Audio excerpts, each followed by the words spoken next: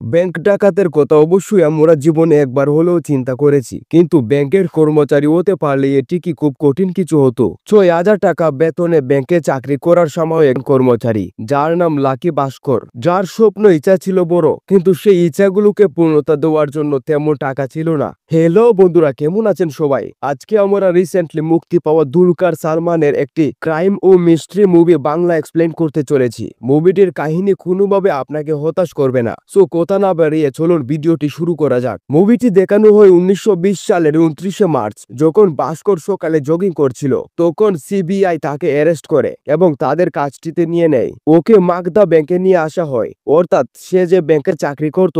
একটু পর সে জানতে পারে তার বাড়িতেও সিবিআই এসেছে এবং তার সকল কাগজপাতি চেক করেছে। এটা তার ওয়াইফ তাকে কল করে জানায়। তখন কোনো কথা ছাড়াই ভাস্কর সবাইকে বলে, চলুন তবে অতীত সম্পর্কে জানা যাক। তখন আমরা দেখতে পাই ভাস্কর যে মাত্র 6,000 টাকা বেতনে বাগদা ব্যাংকে চাকরি করত। তার ইচ্ছা ও স্বপ্ন বড় ছিল, কিন্তু সে তার কোনো ইচ্ছে পূর্ণ করতে পারছিল না শুধু টাকার জন্য। উল্টে সে আরো পাড়া প্রতিবেশী এবং ব্যাংক থেকে অনেক টাকার ঋণ ছিল। তবে সে তার ব্যাংকের খুব ভালো একজন কর্মকর্তা। সকল কাজ সে সময়ের আগে শেষ করে ফেলতো, যার কারণে তার কাছে এমপ্লয়ি অফ দ্য ইয়ার নামের অনেকগুলো পুরস্কার রয়েছে। কিছু অতিরিক্ত টাকা পাওয়ার জন্য ভাস্কর ব্যাংকে আসা বৃদ্ধ এবং অশিক্ষিত ব্যাংকিদের ফর্ম পূরণ করে দিত। 1992-এ প্রযুক্তি এত উন্নত ছিল না, তাই ব্যাংকের লেনদেন সকল কিছু কাগজে লিখে রাখা হতো এবং সপ্তাহে একবার কম্পিউটারে এন্ট্রি করা হতো। যদি কেউ ব্যাংক থেকে কোনো লোন নিত, তারপর তা পরিশোধ করতে না পারত, তাহলে তার মূল্যবান সম্পদ নির্দিষ্ট সময় পর ব্যাংকটি তাদের দখলে নিয়ে নিত। সম্প্রতি কোনো এক ব্যাংকের লোন পরিশোধ করতে না পেরে ব্যাংক তার মারুতি 400 গাড়িটি দখল করে নিয়েছে এবং এটা ব্যাংকের পাশে সবসময় পড়ে থাকতো। ভাস্কর এটা নিয়ে অনেক স্বপ্ন দেখত। সে মনে মনে চিন্তা করত, যদি এই গাড়িটি আমার হতো। একদিন এন্থনি নামের একজন ভাস্করের কাছে আসে। সে বলে তার 2 লক্ষ টাকা লোন লাগবে। ভাস্কর বলে, এর জন্য আপনাকে মূল্যবান কিছু জমা দিতে হবে। সে বলে বিদেশ থেকে জাহাজে করে মূল্যবান কিছু ইলেকট্রিক পণ্য আসছে, সেগুলো জমা রাখা যাবে। ভাস্কর বলে, না, এমন কোনো জিনিস আমরা জমা রাখবো না। এটা বলে ভাস্কর অফিস থেকে চুপচাপ করে বের হয়ে আসছিল। ভাস্করের পরিবার সম্পর্কে বলতে গেলে তার বাবা একজন সিএ ছিল। সে তার বন্ধুর সাথে ব্যবসার জন্য টাকা দিয়েছিল এবং একটা সময় অনেক লস হয়ে যায়। তারপর থেকে তার মুখও চুপ হয়ে যায়। ভাস্করের একজন বড় বাচ্চা ছিল। তার বউ একটি নতুন ব্যবসা শুরু করতে চলেছে, যা ছিল আচারের ব্যবসা। পরের দিন ভাস্কর অফিসে আসে। সেখানে অ্যান্টনি তার সাথে আবার দেখা করে এবং টাকা চাই লোনের জন্য 2 লক্ষ টাকা। তিনি বলেন, স্যার, ইলেকট্রিক টিভি নিয়ে মালয়েশিয়া থেকে ইন্ডিয়ায় একটি জাহাজ আসছে। আমি ইলেকট্রিক টিভিগুলো 2 লক্ষ টাকায় কিনেছি এবং ভারতে আসার পর আমি সেগুলো বিক্রি করতে চাচ্ছি। কিন্তু সমস্যা হলো আমার অংশীদারিরা হাল ছেড়ে দিয়েছে এবং তারা টাকা দিতে চাইছে না। সমস্ত টিভি কিনতে আমার 2 লক্ষ টাকা প্রয়োজন। এখন আমি যদি বাকি টাকা না দেই, তাহলে ডিলাররা টিভিগুলো দখল করে নেবে। কেনার সাথে সাথে সেগুলো বিভিন্ন দামে বিক্রি করতে পারবো, কারণ ভারতের টিভি এবং ইলেকট্রিক পণ্যের এখন প্রচুর চাহিদা। তাই যদি আমি টাকাগুলো পেতাম, তাহলে টিভিগুলো বিক্রি করে লোনগুলো পরিশোধ করতে পারতাম এবং বিনিময়ে আপনাকেও অর্ধেক কমিশন দেব। চুক্তিটা খুব ভালো হয়েছিল। ভাস্কর এটা জানে, কিন্তু তার কাছে টাকা কোথায়? তখন সাম্বা বলে, তোমার শালা তো খুব বড় লোক, তাই না? গিয়ে তার কাছে টাকা চাও। কিন্তু ভাস্কর এটা পছন্দ করে না, কারণ টাকা চাইলে সে তাকে টিটকারি দেবে, তার সাথে কাজ করতে বলবে। তাই ভাস্কর অস্বীকার করে, তবু বলে, আমি অবশ্যই একবার চেষ্টা করব। তারপর সেখান থেকে যখন ভাস্কর চলে যায়, তার মনে একটি কথা ঘটেছে যে সে তার শালার সাথে কিভাবে কথা বলবে। পরের দিন এলাকার পটল নামে একজনের কাছে ভাস্কর ধরা পড়ে, যার কাছে সে ঋণ নিয়েছিল। সেই লোক সবার সামনে ভাস্করের অপমান করে এবং সে তাকে মারধর করে, তার শার্ট ছিঁড়ে ফেলে, সেই সাথে সেই স্কুটিটিও ভেঙে দেয়। ভাস্করের জন্য এটি খুব লজ্জাজনক ছিল। তাকে পুরো এলাকার সামনে এত অপমানিত হতে হয়েছিল। শুধু তার স্কুটি ভাঙা হয়নি, সে স্কুটিটি তার সাথে করে নিয়ে যায়। টাকা দিয়ে স্কুটি নিয়ে আসতে বলে। এভাবে পরের দিন সে টাকার অভাবে ব্যাংকে হেঁটে যায়। অফিসে গিয়ে দেখে সেখানে তার প্রমোশন হওয়ার কথা ছিল, সেখানে অন্য কাউকে প্রমোশন দেওয়া হয়েছে। সেই এত ভালো একজন এমপ্লয়মেন্ট হওয়ার পরও ভাস্কর সরাসরি তার বসের কাছে যায়। সে তাকে বলে, আমি এত ভালো কাজ করি, আর সে কোনো কাজই করে না, শুধু পাপড়বাজি। তারপর আপনি তাকে প্রমোশন দিলেন। তখন তার বস বলেন, তুমি যে অফিসের বাইরে অফিস টাইমে ফর্ম পূরণ করে মানুষের কাছে টাকা নাও, এটা যদি আমি উপরে বলি তাহলে তোমার চাকরি থাকবে না। তারপর ভাস্কর তার কাছে ক্ষমা চান, হাত জোর করে বলেন আমাকে চাকরি থেকে বহিষ্কার করবেন না, এবং সমস্ত কর্মচারীরা তার দিকে তাকিয়েছিল। তখন ওই দিন ভাস্কর সারাদিন অফিস করে তারপর সন্ধ্যায় যখন সে তার বন্ধুর সাথে বসে, তখন অ্যান্টনিও সেখানে আসে। শুধু তাকে 2 লক্ষ টাকা দিয়ে বলে যে এই টাকাটা আমি ব্যাংক থেকে প্রতারণা করে এনেছি, যদি সোমবারের আগে এই টাকাটা ফেরত না পাই তবে আমার জেলে যেতে হবে এবং পুরো পরিবার বিষ খাবে। টাকাগুলো আমি আপনাকে বিশ্বাস করে দিলাম। যাই হোক, আমার জীবন পুরোপুরি শেষ। বাড়ির মধ্যে সম্মান নেই, অফিসেও সম্মান নেই, তার উপরে 6,000 টাকা দিয়ে আমার সংসার ভালোভাবে যাচ্ছে না। ভাস্কর রিস্ক নিয়ে ব্যাংক থেকে 2 লক্ষ টাকা দিয়েছে অ্যান্টনিকে বিশ্বাস করে। তখন থেকে 3জন সঙ্গী হয়ে গেল। যেদিন ভাস্কর টাকা দেয় সেদিন শনিবার ছিল, সোমবার আবার ব্যাংক খুলবে। ভাস্করকে 2 লক্ষ টাকা রাখতে হবে, অন্যথায় সবাই জেনে যাবে। ভাস্কর সারা রাত এই আশায় বসে রইল যে টিভিগুলো দ্বিগুণ দামে বিক্রি হবে, সে ব্যাংকের টাকা ও নিজের কমিশন পাবে। অবশেষে টিভিগুলো দ্বিগুণ দামে বিক্রি হয় এবং ভাস্কর তার কমিশনও পেয়ে যায়। সে সোমবার ব্যাংকে গিয়ে টাকাগুলো যত তাড়াতাড়ি সম্ভব লুকিয়ে ফেলে। কোথায় আছে সিংহের মুখে একবার রক্ত লাগলে শিকারের লোভ আর কখনোই ছাড়তে পারে না। তারপর থেকে প্রতি শনিবার ভাস্কর অ্যান্টনিকে টাকা দিতেন এবং সোমবার হলে টাকাগুলো ব্যাংকে জমা দিতেন। ভাস্কর টাকাগুলো এনে সঠিক সময়ে অন্য সব টাকার সাথে মিশিয়ে ফেলতেন। কেউ জানতেন না অ্যান্টনি বিদেশে ভালো সংযোগ ছিল। তিনি ইলেকট্রিক জিনিসপত্র ইত্যাদি অর্ডার করে এখানে এনে 70% 40% লাভে বিক্রি করত, আর এই সকল টাকাগুলো 3 অংশীদারের মধ্যে সমানভাবে ভাগ করা হতো। তারপর তারা 3জন মিলে চিন্তা করে আমরা যদি কোনো পণ্য বেশি পরিমাণে অর্ডার করি তবে তার উপর কর দিতে হবে, কিন্তু যদি আমরা পণ্যগুলো পার্টস আকারে আনি এবং এখানে নতুন করে তৈরি করি তবে তার উপর কর দিতে হবে না। তাদের ব্যবসা বেশ ভালোই চলছিল। ভাস্কর টাকা দিতেন, তারা সব বিক্রি করত, তবে কাস্টমস এর লোকদের একটু খাওয়াতে হতো। ধীরে ধীরে ভাস্করের জীবনে পরিবর্তন আসতে শুরু করে। সে তার ছেলের জন্মদিন খুব ধুমধাম করে উদযাপন করলো। সে তার স্ত্রীকেও শাড়ি গহনা ইত্যাদি কিনে দিল এবং নিজেও ভালো পোশাক পরতে শুরু করে। এখন লোকেরা তার দিকেও তাকাতে শুরু করেছেন। ভাস্করের ভেতর কিছুটা অহংকার চলে এসেছে, কারণ তার হাতে এখন অনেক টাকা ছিল। ভাস্কর বেশি সময় বাইরে থাকতে শুরু করলো।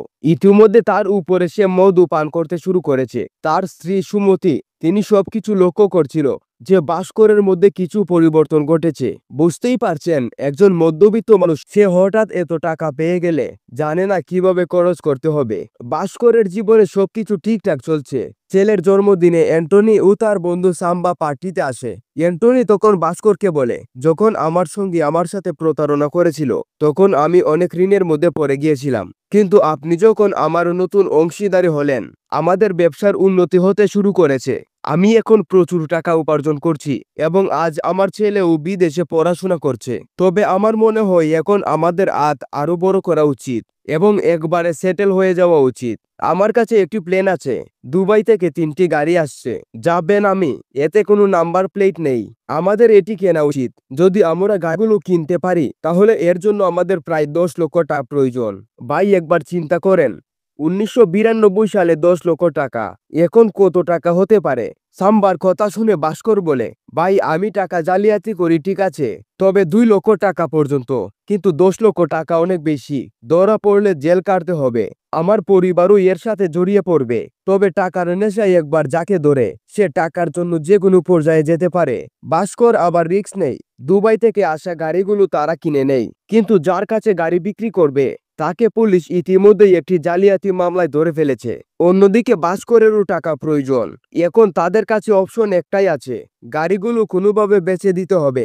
তবে এগুলো কোনো সস্তা গাড়ি ছিল না, তাই যদি রাস্তায় পুলিশ দেখে তাহলে নাম্বার চাইবে এবং তা না দিতে পারলে তাদের দখলে নিয়ে নেবে। এভাবে তাদের ফেঁসে যাওয়ার সম্ভাবনা 100% ছিল। ভাস্কর আবার বুদ্ধি কাটায়। সে রাস্তা থেকে কিছু গরিব লোক এনে তাদেরকে ভালো কিছু পোশাক কিনে দেয়। তারপর সে খুব সুন্দরী একটি মেয়েকে তাদের সাথে বসিয়ে দেয় এবং সে নিজেও বসে পড়ে। এমনটা করার কারণ, ইন্ডিয়াতে যদি কোনো নেতা তাদের গাড়ি নিয়ে ঘুরে এটা স্বাভাবিক, কোনো পুলিশ তা আটকাবে না। তারপর সে গাড়ি নিয়ে গোয়া চলে যায়। গোয়া নিয়ে তার বড় বড় ব্যবসায়ীদের কাছে অনেক বেশি লাভে গাড়িগুলো বিক্রি করে। তাদের কাছে এখন অনেক টাকা ক্যাশ হয়ে যায়। গোয়া থেকে অ্যান্টনি সোজা আমেরিকায় চলে যায় তার ছেলের কাছে। পরের দিন সোমবার ভাস্কর প্রতিদিনের মতো অফিসে যায়, কিন্তু সে অফিসে গিয়ে তার অফিসে পুলিশের রেড করেছে, সাথে সিবিআইও এসেছে। তাদের কাছে ইনফরমেশন এসেছে কেউ তো একজন ব্যাংকে স্ক্যাম করেছে। তখন ব্যাংকের এমআরআই ও জুনিয়র এমআরআই কে গ্রেফতার করে। ভাস্কর খুব বেশি ভয় পেয়ে যায়, কারণ তার কাছে 10 লক্ষ টাকার ব্যাগ ছিল, কিন্তু সে চালাকি করে টাকার ব্যাগ পুরনো টাকার ব্যাগের সাথে মিশিয়ে দেয়। সে আন্দাজ করতে পারছিল এখানে বেঁচে গেলেও হয়তো সে অন্য জায়গায় ধরা খাবে। তখন সে ব্যবসা করে অনেক টাকার মালিক হয়ে গিয়েছিল। তারপর জানতে পারে ভাস্কর তার ভাই দেশে স্কলারশিপ পেয়েছে এবং একটা ভালো জব পেয়েছে। ভাস্কর যেতে চেয়েছিল সেখানে, কিন্তু যখন তার কাছে টাকা ছিল না, তাই ভাস্কর সব টাকা এডুকেশন ফি হিসেবে দিয়ে দেয় এবং তার টাকাও। তখন ভাস্করের কাছে খুব কম টাকা ছিল। তারপরের দিন ভাস্কর যখন অফিসে যায়, তখন অফিসে সব নিয়ম পরিবর্তন হয়ে গিয়েছে। যারা স্ক্যাম করেছে তাদেরকে পুলিশ ধরে নিয়ে যায়, তাদের পোস্ট খালি পড়ে আছে। তাই এখন অফিসের বস ভাস্করকে অ্যাসিস্ট্যান্ট জিএম পদে স্থান দেয়। বেতন 6,000 থেকে 19,000 হয়ে যায়, কিন্তু তখন 19,000 টাকা ভাস্করের কাছে তেমন কোনো কিছুই ছিল না। তবে সে খুশি হয়েছিল, কারণ তার প্রমোশন হয়েছে। এটা তার বউ জানলে অনেক খুশি হবে। তারপর তার বস তাকে আরো বলে, যাতায়াতের জন্য তোমার কোনো কিছু প্রয়োজন হলে বলো। ভাস্কর কি চাইবে তা আমরা সবাই জানি। সে মারুতি 800 চাইল, অর্থাৎ সবকিছু ভাস্করের অনুযায়ী হচ্ছিল। তারপর মুভি আবার আমাদেরকে বর্তমানে নিয়ে আসে। সেখানে সিবিআই ভাস্করের উপর রেড মেরেছে, কারণ ভাস্করের ব্যাংক অ্যাকাউন্টের স্টেটমেন্ট 120 টাকা দেখা যাচ্ছে। ভাস্কর আবার আমাদেরকে অতীতে নিয়ে যায়। তখন ভাস্করকে তার বস বলে, ব্যাংকে কিছু স্পেশাল কাস্টমার রয়েছে যাদের দ্বারাই আমাদের ব্যাংক চলে, আমি তাদেরকে তোমার হাতে তুলে দিলাম। তারপর আমরা দেখি হারসাদ মেহেদির এন্ট্রি হয়, যে একজন বিআর সিস্টেম হলো দুটি ব্যাংকের মধ্যে একজন আরেকজনকে লোন দেয় এবং তাদের মধ্যে একজন দালাল থাকে যে টাকাগুলো এক ব্যাংক থেকে অন্য ব্যাংকে নিয়ে জমা দেয়, কিন্তু সে এর মধ্যে স্ক্যাম করে। কি করে আসুন জানা যাক। তারপর আমরা দেখি হারসাদ মেহতাং অ্যাসিস্ট্যান্ট আসে ভাস্করের কাছে। ভাস্কর রিয়াট দিয়ে বলে 2 সপ্তাহের মধ্যে জমা দিতে হবে, কিন্তু সেই লোক বলে স্যার একটু দেরি হতে পারে, তবে এর জন্য আপনাকে কিছু কমিশন দেওয়া হবে। ভাস্কর বলে 2 সপ্তাহের বেশি হওয়া যাবে না। ভাস্কর তখন চিন্তা করে বিয়ারের জন্য সে আমাকে কেন মুনাফা দিতে চায়। তখন ভাস্কর হারসাদ মেত্রার অতিথি স্ত্রী একটু গাটাগাটি করলে বুঝতে পারে হারসাদ মেত্রা বিয়ারের টাকা সরাসরি ব্যাংকে জমা দেয় না, সে ওই টাকা শেয়ার মার্কেটে ইনভেস্ট করে। প্রথমে সে খুব ডাউনে থাকা শেয়ারগুলো কিনে ফেলে এবং যখন লোকজন দেখে সেই শেয়ারগুলো অনেক উপরে চলে গিয়েছে, তখন সবাই সেই শেয়ারগুলো কিনতে চাইলে সে ভালো মুনাফায় বিক্রি করে দেয়। তারপর তার মুনাফা রেখে সে বাকি টাকা ব্যাংকে জমা করে। ভাস্কর তার পুরো স্ক্যাম বুঝে যায়। সে চাইলে তার বসকে সব বলতে পারত, কিন্তু তাতে তার কোনো লাভ নেই। তাই সে হারসাদ মেট্রো অ্যাসিস্ট্যান্টকে বলে প্রতি বিয়ারে আমি 1% কমিশন নেব এবং সে যেই শেয়ারগুলো কিনবে তা আমাকে বলতে হবে, আমিও কিনবো লো প্রাইসে। তারপর একেবারে টপে গিয়ে তা বিক্রি করে দিব। এভাবে সবাই মিলে অনেকদিন তারা ভালো টাকা ইনকাম করে ফেলে। অন্যদিকে ভাস্কর এটাও জানতো বিয়ারের অবৈধ টাকাগুলো কিভাবে বৈধ করতে হয়, যেমন গুড়ার দর ইত্যাদি। সে টাকাগুলো বৈধ করে ফেলতো। তারপর এখন সিবিআই কে বলে এতগুলো টাকা সে স্টক মার্কেট থেকে কামিয়েছে। ভাস্করের মধ্যে এখন অনেক পরিবর্তন এসেছে। টাকার গরম তার ভিতর ঢুকে পড়েছে। মানুষ কি মানুষ না বাবা, সে তার ওয়াইফের সাথেও খারাপ আচরণ করে। ব্যাংকের এমপ্লয়ের সাথেও কোনো জিনিসের উপর চোখ রাখতে কে তা কিনে নিত, পরিবারকেও সময় দিত না। তারপর আমরা দেখতে পাই ভাস্করের টেবিলে ম্যানেজার আসে, তারা বেয়ার নিয়ে কথা বলছিল। তখন ভাস্কর বলে হারসাদ মেহত্রার 91 কোটি টাকা বেয়ার আসবে, এটা কবে আসবে আপনি জানেন? তখন ম্যানেজার বলে হারসাদ মেহত্রা এত টাকার বেয়ার, এটা তো সম্ভব না। সর্বোচ্চ সে 1 থেকে 2 কোটি টাকার বেয়ার নিতে পারে, যা আমি সিগনেচার করি। তখন ভাস্কর বুঝতে পারে হারসাদ মেহত্রা জাল সাইন করে বিয়ার বিক্রি করে এবং তা প্রভুপ করে সেই টাকা দিয়ে দেয়। আসলে হারসাদ মেয়ে এখানে উপরে উঠে স্ক্যাম করে। যখন ভাস্কর বুঝতে পারে, তখন ম্যানেজার বলে স্যার আমরা দুজনেই জেলে যাব। এটা বলতে বলতে ম্যানেজারের হার্ট অ্যাটাক হয়ে যায়। তাকে হসপিটালে দিয়ে ভাস্কর বাসায় গেলে তার ওয়াইফের সাথেও সবসময় ঝগড়া হয়। এখন তার বাবা তাকে অন্য কিছু না বলে সরাসরি জিজ্ঞেস করে তুমি এখন কি কাজ করো। তারপর তার বাবাকে ভাস্কর বলে দেয়, কারণ সেই একজন সিআই ছিল, ট্রান্সলেশনের বিষয়ে সে সব জানে। এটাও বুঝতে পারে সঠিক পথে তার ছেলে কখনোই এত টাকা ইনকাম করতে পারবে না। অনেক সময় তার বাবার সাথে ভাস্করের কথা হয়। তারপর আমরা পরের দিন দেখি ভাস্করকে অনেক চাপ দেওয়া হয় একজন সিনিয়র অফিসার দ্বারা। সে 92 লক্ষ টাকার বিয়ার কাগজে সাইন করতে বলে, কিন্তু ভাস্কর তা করে না। সে চাকরি থেকে রিজাইন দিয়ে বের হয়ে আসে। পরের দিন সকালে ভাস্করকে সিবিআই তাদের হাজিতে নিয়ে নেয়। সিবিআই তাকে বলে, তোমার অ্যাকাউন্টে যে 100 কোটি টাকা তার হিসাব তুমি আমাকে দিয়ে দিল। ইনকাম ট্যাক্স তো এটা জানবে না, আর আমি চাইলে তোমার লাইফ এখানে শেষ করে দিতে পারি। এর থেকে ভালো তুমি হার সাথে বিয়ারের সিগনেচার করে দাও। অর্থাৎ ব্যাংকের বড় বড় অফিসারের সাথে এই সিবিআইও মিলে রয়েছে। সেও চায় হারসাদের বিয়ার অ্যাপ্রুভ হয়ে যাক। ভাস্করের কাছে আর কোনো রাস্তা না থাকায় সে সাইন করে সবকিছু হার্সকে দিয়ে দেয়। তার নিজের অ্যাকাউন্টে যে 100 কোটি টাকা আছে সেটাও সে ভাস্করকে দিবে বলে সাইন করে অস্বীকৃতি দেয়। তবে এখানে ভাস্কর আসল খেলা খেলে। ভাস্কর সবকিছু কমপ্লিট করে সেখান থেকে বের হয়ে আসে এবং 2 থেকে 3 দিন পার হয়ে যায়। টাকা তোলার জন্য হাসেতের লোকজন ব্যাংকে গেলে জানতে পারে ভাস্করের অ্যাকাউন্টে কোনো টাকাই নেই। আগেই বলেছিলাম তখন কম্পিউটার নতুন নতুন এসেছে, ডাটা আপডেট হতে অনেক দেরি লাগতো। ব্যাংকের লেনদেনের ট্রানজ্যাকশন 5 থেকে 6 দিন পর পর আপডেট হতো। আর এই সকল বুদ্ধি ভাস্করের বাবা তাকে দিয়েছিল। সে আরো বলেছিল, এই টাকাগুলো কিনে আমেরিকায় একটি ফ্ল্যাট কিনে রাখো, যাতে আমরা সবাই সেখানে চলে যেতে পারি। কারণ আজ নয়তো কাল তোমার কাছে এফবিআই সিবিআই আসবে এবং তোমার টাকা জব্দ করবে। এর চেয়ে ভালো দেশ ছেড়ে দেয়া। ভাস্কর তার কথা মতোই সব করেছিল। তার বাবার সিআই উনার সকল লিগেল ওয়ে জানা ছিল, আর ছেলের জানা ছিল ব্যাংকের সাথে কিভাবে স্ক্যাম করতে হয়। 100 কোটি টাকা নিয়ে ভাস্কর ও তার পুরো পরিবার আমেরিকায় চলে যায়। এভাবে লাকি ভাস্কর মুভিও শেষ হয়ে যায়। ভিডিওটি ভালো লাগলে একটি লাইক অবশ্যই করবেন এবং আপনার মূল্যবান মতামত জানিয়ে যাবেন।